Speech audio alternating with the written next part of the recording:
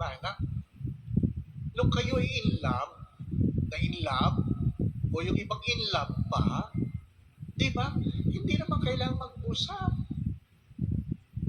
Dati tinginan lang eh. Tinginan lang. Tingnan mo lang yung crush mo. Pag ngumiti, ang saya-saya mo na, no? Di ba?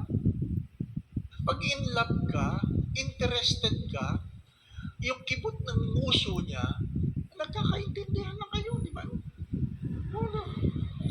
Di ba? Pag pumigit yung matang ganyan, ay, talagang nanginginig-nginig ka, di ba?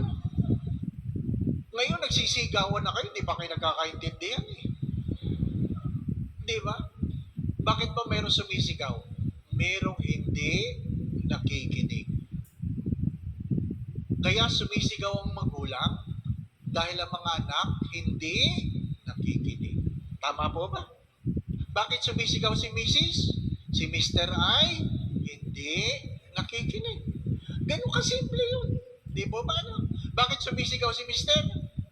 Si Mrs. ay bingi.